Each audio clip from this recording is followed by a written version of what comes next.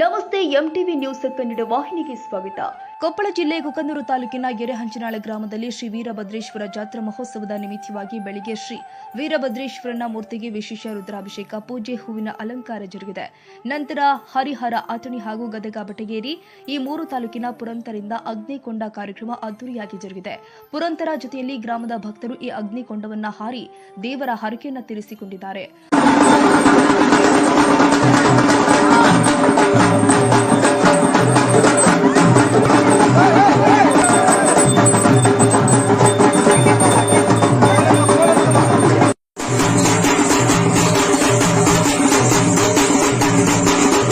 ಅಗ್ನಿಕೊಂಡ ಜರುಗಿದ ನಂತರ ಗ್ರಾಮದ ಭಕ್ತರು ಪುರಂತರಿಂದ 2 ಫುಟಿನಿಂದ 3 ಫುಟಿನ ಉದ್ದದ ಶಸ್ತ್ರವನ್ನ ಹಾಕಿಸಿಕೊಂಡು ತಮ್ಮ ಹರಕೆಯನ್ನು ತೀರಿಸಿಕೊಂಡಿದ್ದಾರೆ.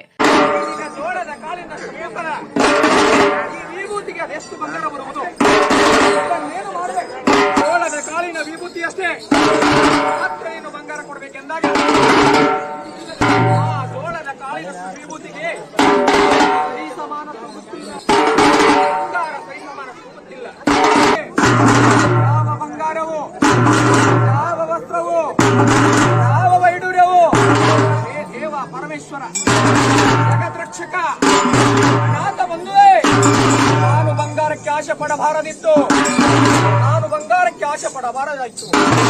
ನನ್ನನ್ನು ಕ್ಷಮಿಸಿ ನಿಮ್ಮ ಭಸ್ಮವನ್ನು ಪಾವನ ಮಾಡೆಂದು ಕೇಳಿದಾಗ ಯಾವ ಕರುಣಾಮೂರ್ತಿಯಾದ ಪರಮೇಶ್ವರನು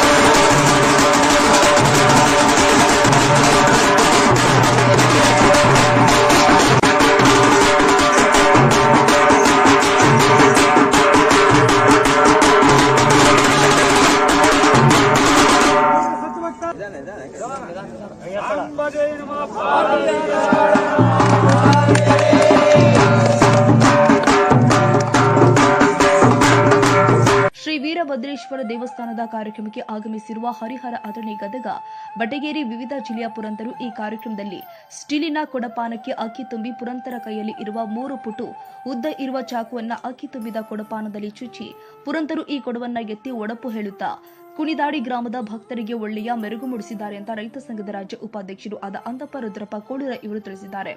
ಮಧ್ಯಾಹ್ನ ದೇವಸ್ಥಾನದ ಆವರಣದಲ್ಲಿ ಅನ್ನ ಸಂತರ್ಪಣೆ ಏರ್ಪಡಿಸಲಾಗಿತ್ತು. ಅನ್ನ ಪ್ರಸಾದ ಸ್ವೀಕರಿಸಿದ ಭಕ್ತರು ಆನಂದಗೊಂಡಿದ್ದಾರೆ. ಸಾಯಂಕಾಲ ಶ್ರೀ ವೀರಭದ್ರೇಶ್ವರ ದೇವಸ್ಥಾನದ ನಂದಿಕೋಲು ಉತ್ಸವದ ಕಾರ್ಯಕ್ರಮ ಜರುಗಲಿದೆ ಅಂತ ದೇವಸ್ಥಾನದ ಸಮಿತಿ ಸದಸ್ಯರು ತಿಳಿಸಿದ್ದಾರೆ.